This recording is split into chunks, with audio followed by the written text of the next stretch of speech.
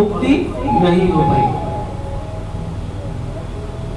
और जब शरीर का अंत समय आएगा तो जिस भाव को धारण करते हुए शरीर को जब हम छोड़ेंगे तो अंत कहा उसी स्वभाव को प्राप्त करते हुए उसी योनि में व्यक्ति जाएगा। जैसे अभी भागवत जी में कथा आएगी भरत महाराज की। भरत महाराज इतने उत्कृष्ट पुरुष थे कि भगवान के शुद्ध भक्त थे, परंतु फिर भी क्या था कि जब शरीर छोड़ने का समय आया तो शरीर छोड़ते समय क्या हुआ, हिरण के बच्चे में मन लगा दिया। तो क्या हुआ, हिरण मन। तो इसलिए भगवान कहते भगवत गीता में यम यम वापी स्मरण भाव के जनते माम कले। जो व्यक्ति अंत समय में जैसे जैसे भाव को रख करके शरीर को छोड़ेगा वो वैसे ही भाव को प्राप्त होगा। अंत काल चमा में स्मरण मुक्त व कले। जो व्यक्ति अंत समय में मेरा चिंतन करते हुए शरीर को छोड़ता है वो मुझे प्राप्त होता है। कितने लोग हैं जो अंत समय में भगवान का स्मरण करते हैं? नहीं करते। लोग क्या करते हैं कि जब अंत समय आता है तो पता है क्या सोचते हैं, हमारी प्रॉपर्टी का कैसे बंटवारा होगा हमारे बाद, है ना। देखो भाई भाई आपस में झगड़ना नहीं, है ना। तुम ये वाला ले लेना, तुम ये वाला ले लेना, हमारी बेटी को भी कुछ दे देना, है ना। और ये सोचते सोचते और क्या होता है, पता लगा शरीर से प्राण निकल गए तो क्या होगा। जो व्यक्ति प्रॉपर्टी के विषय में सोचते हुए शरीर को छोड़ता है ना, पता है कौन से, बताओ कौन से जन्म में जाता है, कौन से शरीर में जाता है, कौन बताएगा। जो शरीर छोड़ते समय अपने मकान का चिंतन करता है, अपने बंगले का चिंतन करता है, क्या बनता है, भूत।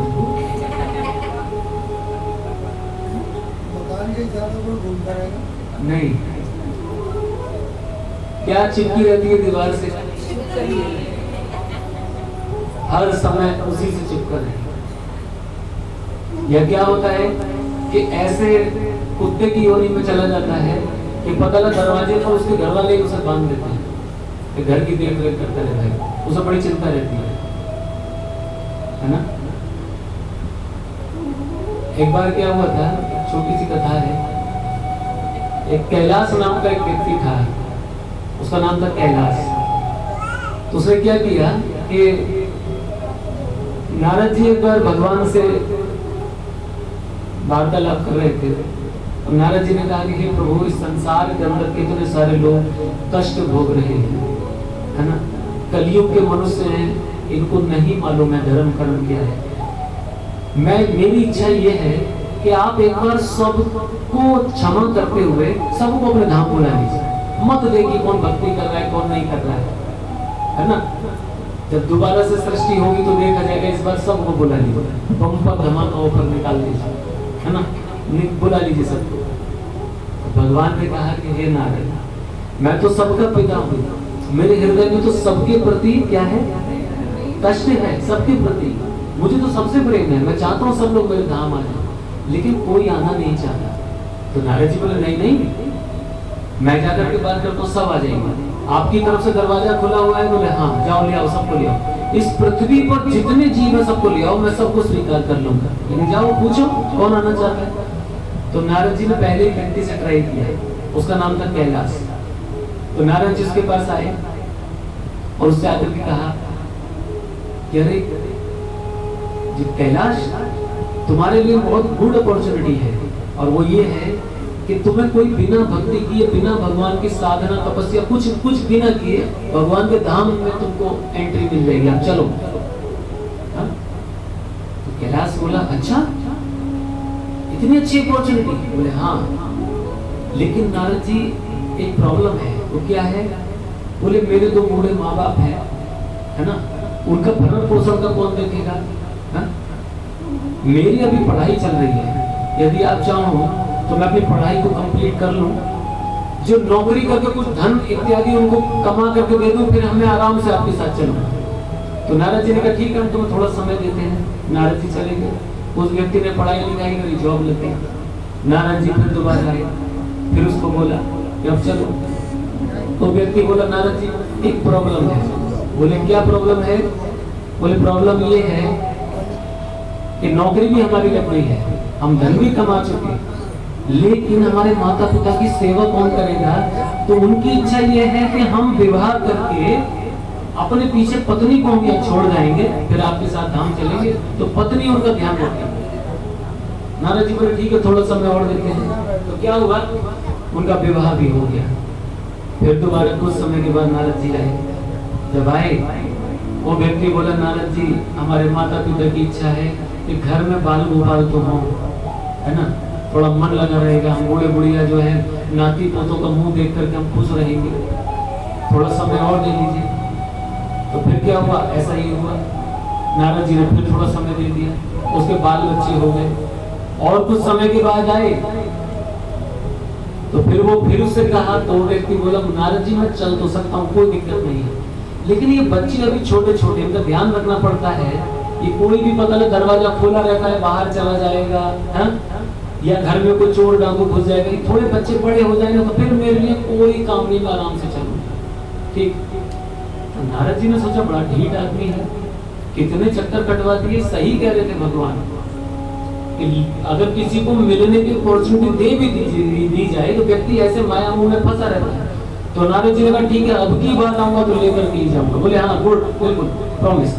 अब नारद जी अगले राउंड में जब आए तो जब उसका दरवाजा खटखटाया तो क्या हुआ? अंदर से एक दूसरा व्यक्ति आया और बोले हमको कैलाश से मिलना है। तो बोले अच्छा वो कैलाश जी, अच्छा वो हमारे दादाजी थे, उनका तो स्वर्गवास हो गया। क्या हुआ? उनका तो शरीर छूट गया। बोले अच्छा। तो नारद जी ने फिर अपना नेत्र बंद करके ध्यान किया, बोले कहाँ है, कैसा है? तो नारद जी ने देखा तो पता चला वो आसक्ति के कारण सर्प योनि में चला गया। कहाँ चला गया? सर्प योनि में। तो नारद जी उस सर्प योनि में ही वहां मिलने पहुंचे, समझे? अब पता है कहां पर था वो? सर्प योनि में गया और उसके परिवार वालों का जो खेत था उस खेत में ही एक जगह बिल में रहता था। तो नारद जी गए और उसको दिव्य वो दिया, उसको बोलने की शक्ति दी और उससे कहा अरे कैलाश ये तुम्हारा क्या हाल हो गया? मैं तुमको कितना ले जाना चाहता था भगवान के धाम, लेकिन तुम गए नहीं, हाँ? और आज देखो तुम सर्प योनि में चले गए, तुम अभी भी नहीं समझे। चलो अब तो चलो भगवान के धाम। तो वो कैलाश बोला कि नारद जी मैं चला जा तो सकता हूँ, कोई दिक्कत नहीं, लेकिन कारण है ये मेरे परिवार वालों का खेत है और इसमें जो भी फसल वो बोते हैं तो यहाँ चूहे खाने लगते हैं, मैं सर्प के रूप में चूहों को भगाता हूँ। तो नारद जी ने सोचा कि एक व्यक्ति ऐसे तो मानेगा नहीं, माया के प्रभाव में ऐसे नहीं मानेगा। तो नारद जी फिर क्या गए, उसके घर गए और उस घर पर जाकर के शोर मचाया कि तुम्हारे खेत में सांप है, तुम्हारे खेत में सांप है। वो लोग लाठी डंडा लेकर के आए, उसी के परिवार वाले, उसी के पोता पोती बेटा बहू सब आए और लठिया डंडा लेकर के आकर के उन्होंने सर्प को पीटना शुरू किया वहीं, है ना। और नारद जी खड़े, तब उसकी समझ में आया ये सब माया माया है। तब नारद जी से बोला ठीक है नारद जी अब चले भगवान के धाम।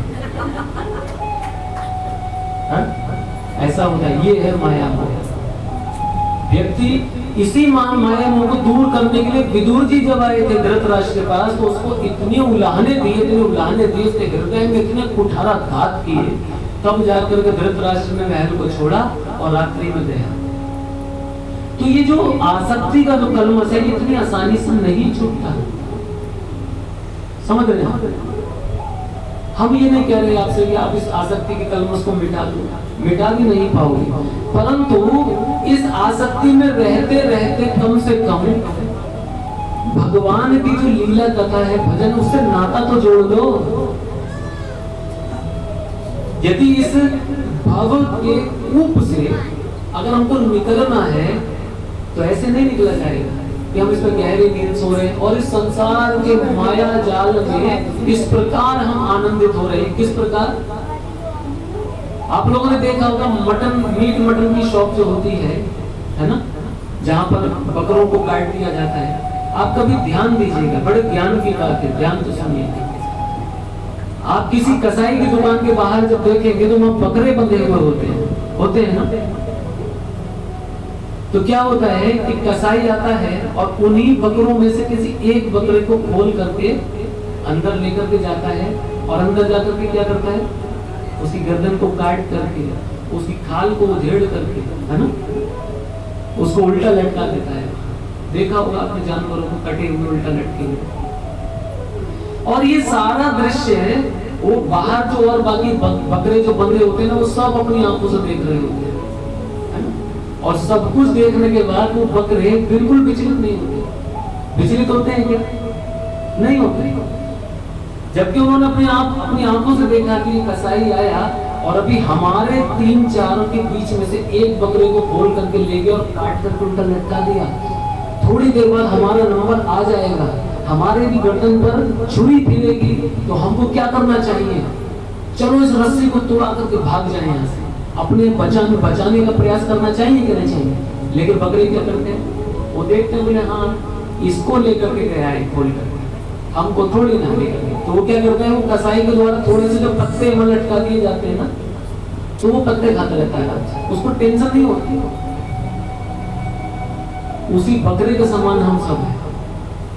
हम आए दिन देखते हैं, आज उसकी मृत्यु हो गई, आज उसकी मृत्यु हो गई, आज वो चला गया, आज वो चला गया, लेकिन हमको लगता है कि शायद दूसरे ही लोग मर रहे हैं, हमारा नंबर कभी नहीं आएगा। तो हम कहाँ उन जैसे वो बकरा उन पत्तों में मस्त रहता है, इसी प्रकार हम इस संसार के घर परिवार पुत्र वधू रिश्तेदारों में मस्त रहते हैं। और इसी मोह को छुड़ाने के लिए ये सब धर्म ग्रंथ शास्त्र है। इन शास्त्रों में वही ज्ञान है कि जिसको सुन करके श्रवण करके व्यक्ति का क्या होता है, मोह नष्ट हो जाता है। अर्जुन ने जब भगवान ने उनको प्रवचन दिया तो अर्जुन ने कहा नष्टा मोहम, हे कृष्ण मेरा मोह नष्ट हो गया है। स्मृति लब्धा, कि मेरी स्मृति मुझको वापस आ गई। हे केशव अब मैं आपके शरणागत हूँ, आप बताइए मेरे लिए क्या करने योग्य है। तो भगवान ने कहा कि धर्म की स्थापना के लिए कर्म करो, मेरी प्रसन्नता के लिए कर्म करो, अपने लिए नहीं। तो भागवत जी का संदेश यही है कि हमको अपना जीवन तो चलाना है, भगवान की कृपा से सबका जीवन चलता है। आप जरा देखिए हम लोग एक समय में कितना भोजन खाते हैं, कितना भोजन हम लोग खाते हैं, मात्र 300 या 400 500 ग्राम, है ना। हाथी कितना खाता है एक टाइम में? 300 किलो। कितना खाता है? 300 किलो। वो 300 किलो खाने वाला बिल्कुल परेशान नहीं रहता कि अगले टाइम का मेरे डिनर का मेरे लंच की व्यवस्था कहाँ से हो, नहीं होता ना। और जो 300 ग्राम खाता है, 300 ग्राम खाने वाला पागल हो गया, पागल। कैसे व्यवस्था होगी, कैसे व्यवस्था होगी, मैं नहीं कमाऊंगा तो कैसे घर चलेगा। और 300 किलो खाने वाले का मन विचलित नहीं है। अंतर क्या है आप बताइए? भोजन उसको भी मिल रहा है, भोजन हमको मिल रहा है, लेकिन हम विचलित हैं, वो विचलित नहीं है। अंतर क्या है? अंतर केवल ये है कि उसको पता है कि जो सृष्टि का स्वामी है ना, उसके हाथ में पूरी कमांड है, पूरी सृष्टि को वो चला रहा है, तो हमें नहीं चलाएगा, उसको ये विश्वास है। लेकिन हमको पता है किस पर विश्वास है? हमको केवल खुद पर विश्वास है, भगवान पर विश्वास बिल्कुल नहीं। इसलिए यही हमारे सबसे बड़े दुख का कारण है। और भगवान कहते हैं कि ऐसी बुद्धि को त्याग दो, सर्वधर्मान परित्यज्य, सारी सोच को, अपने सारे धर्म जो मनोधर्म बना रखे हैं ना, उसको त्याग दो। माम एकम शरणम व्रज, केवल एक मेरी शरण में आओ। अहम त्वाम सर्व पापेभ्यो मोक्षयिष्यामि मा शुचि, भगवान का वचन है। बोलिए हरे कृष्ण, जोर से बोलिए हरे कृष्ण। तो समझ में आई बात? आई कि नहीं आई? लगी कुछ काम की बात है? तो इसी प्रकार सुखदेव गोस्वामी महाराज परीक्षित को इस प्रकार से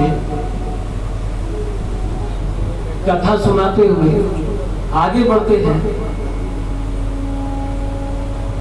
आगे चल करके बताते हैं सुखदेव गोस्वामी किस प्रकार लीला पुरुषोत्तम भगवान इस संसार के कल्याण के लिए, इस संसार के व्यवस्थाओं को सुव्यवस्थित करने के लिए, उसको अच्छे से धर्म के अनुकूल चलाने के लिए, धर्म की रक्षा के लिए भगवान ने बहुत सारे लीला की है और अवतार धारण किया। तो भगवान ने बहुत सारे अवतार लिए। जब इस सृष्टि के अंत में, जब ब्रह्मा जी की एक आयु तक ये सृष्टि रहती है और उसके बाद क्या होता है, भगवान इस पूरी सृष्टि को अपने अंदर समा लेते हैं। ये सृष्टि खत्म नहीं होती है, मात्र केवल क्या होता है, विलुप्त हो जाती है, छिप जाती है। उसको कहते हैं अव्यक्त होना। समझ रहे हैं आप? जब भगवान महाविष्णु श्वास को जब अपने अंदर समेटते हैं तो सारा संसार भगवान में समाहित हो जाता है और बाहर क्या बचता है, केवल जल जल, बस और कुछ नहीं। बाकी सारा सृष्टि जो भूमि है सब भगवान में समाहित हो जाती है। तो जब भगवान ने एक बार ऐसा किया तो उस समय क्या हुआ था कि पृथ्वी को रसातल में भगवान ने स्थापित कर दिया था, रसातल।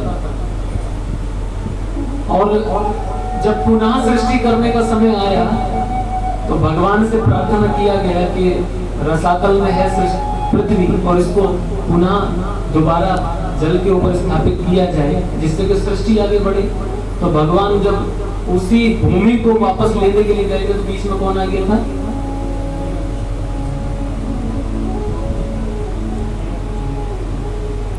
हिरण्याक्ष, है ना।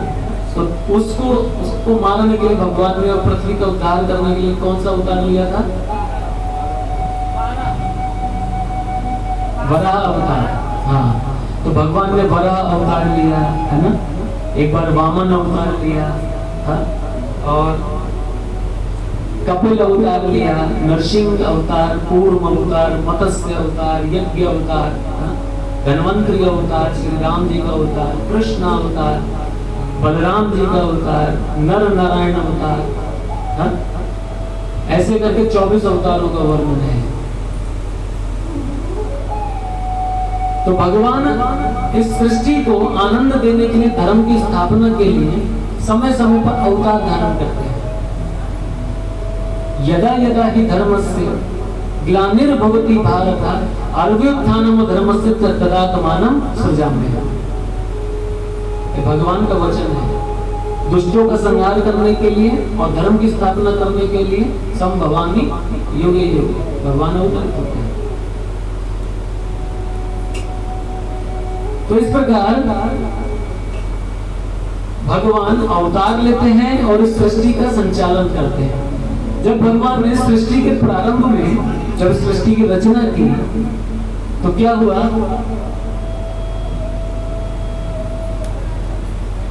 तृतीय स्कंद के 9वें अध्याय में वर्णन आता है कि किस प्रकार ब्रह्मा जी को एक बार भगवान के लोक जाने का अवसर मिला। ये तो कौन सा, ये तो मृत्यु लोक है, ये क्या है, भौतिक जगत है। ये बार बार क्या होता है, भगवान इसका सृजन करते हैं और क्या करते हैं, इसको, ब्रह्मा जी की आयु एक कल्प तक होती है, समझ रहे, बहुत लंबी आयु है ब्रह्मा जी की। इसमें भगवत गीता में उसमें कैलकुलेट में लिखा हुआ है।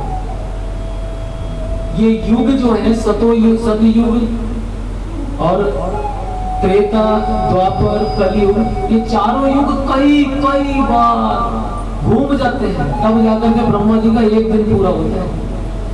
समझ रहे, इतनी लंबी आयु है ब्रह्मा जी। ये चारों युग जब घूम जाते हैं तो एक दिन पूरा होता है। ऐसे ही चारों युग फिर कई बार घूमते तो एक रात होती है। इस प्रकार से इतना तो एक दिन पूरा होता है। ऐसे ऐसे दिनों के हिसाब से 100 वर्ष ब्रह्मा जी की आयु है। कितनी है, 100 वर्ष। तो ब्रह्मा जी की जब आयु पूरी हो जाती है तो भगवान क्या करते हैं, पूरी सृष्टि को श्वास के द्वारा अपने अंदर समेट लेते हैं और भगवान योग निद्रा में सो जाते हैं, और जब भगवान पुनः जब जागृत होते तो फिर दोबारा से सब पुनः प्रकट करते हैं। तो इसी प्रकार सृष्टि करने की इच्छा से भगवान ने ब्रह्मा जी को प्रकट किया। और क्या क्या हुआ कि भगवान के नाभि क्षेत्र से एक कमल नाल निकली, और कमल नाल जब निकली तो कमल पुष्प पर ब्रह्मा जी प्रकट हुए, है ना। अब आप देखिए भगवान लेटे हैं और एक कमल नाल निकली ऊंचाई पर जाकर के वहां ब्रह्मा जी प्रकट हुए, परंतु ब्रह्मा जी को कुछ भी नहीं दिखाई दे रहा चाहूँ, कुछ नहीं, बस नीचे जल था और चारों दिशाओं में कुछ नहीं था। तो क्या हुआ कि ब्रह्मा जी ने सोचा कि क्या किया जाए, मैं कौन हूं, कहां से मेरा उद्गम कहां से है? और ये कमल पुष्प जो है ये कहां से प्रकट हो गया। तो ये सब चीजों को जानने के लिए ब्रह्मा जी ने क्या किया कि उसी कमल नाल के अंदर जाने लगे, और उसी कमल नाल में नीचे चलते रहे और हजारों वर्ष तक चलते रहे, लेकिन उसका एंड ही नहीं आ रहा था, उसका अंत नहीं हो रहा था कमल नाल। और ब्रह्मा जी चले जा रहे, लेकिन लास्ट में आकर के ब्रह्मा जी को लगा, जब थक गए, निराश हो गए, उन्हें लगा कि इसका नाल का तो कोई अंत ही नहीं है, इससे अच्छा तो वापस जाकर के कमल पर जाकर के तो बैठो, है ना। तो ब्रह्मा जी फिर वापस आकर के कमल पर बैठे, परंतु जब चहुं दिशाओं में पूछने लगा तो उन्हीं भगवान को से प्रार्थना करने लगे कि हे कौन है इस सृष्टि के नियामक जिन्होंने मुझे प्रकट किया है, मुझे कुछ नहीं पता, मेरे प्रकट होने का कारण क्या है और मुझे करना क्या है, मैं कहां से आया हूं, क्या है, आप मुझे कुछ निर्देशन तो दो। तो तभी उनको सबसे पहले दो शब्द अक्षर सुनाई दी। कौन से? ओम नहीं, सबसे पहले दो अक्षर सुनाई दी उनको ब्रह्मा जी को सृष्टि के प्रारंभ में सबसे पहले, और वो अक्षर थे ता और पा। ताप और तोता, पाप और पानी, समझ गए। इन दोनों को जोड़ेंगे तो क्या हुआ? तप। तो ब्रह्मा जी को इंडिकेशन मिल गया कि मुझे तप करना है, तो ब्रह्मा जी बिल्कुल शांत मुद्रा में ध्यान करने की अवस्था में बैठ गए, और जब ध्यान किया तो काफी लंबे समय तक ध्यान किया। ब्रह्मा जी सारे तपस्वियों के गुरु हैं, उनसे बड़ा तप आज तक किसी ने नहीं किया, समझ गए। हजारों वर्षों तक ब्रह्मा जी ने तप किया, सारे तपस्वियों के गुरु हैं। इतनी तपस्या की, अंततः क्या हुआ कि भगवान ने उनको दर्शन दिया, चतुर्भुज नारायण रूप में भगवान उनके सामने